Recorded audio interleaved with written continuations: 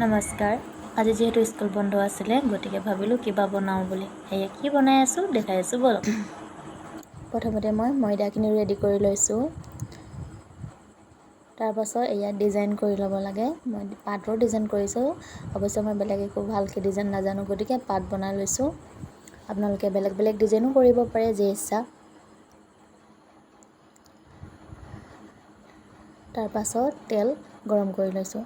তেলখিনি কিন্তু ভালদৰে গৰম হ'ব লাগে।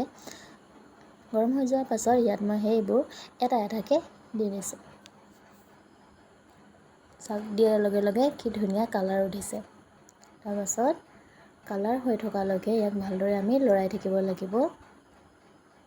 এয়া চাওকচোন ইমান ধুনীয়া ফুলিছে আৰু ইমান ধুনীয়া ক্ৰাঞ্চি হৈছে। এয়া ৰেডি হৈ গ'ল।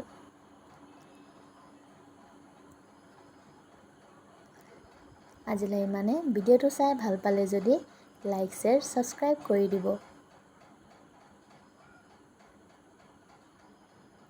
আৰু এটা কথা, এই পিঠাটোৰ নাম কি বাৰু জনাবচোন।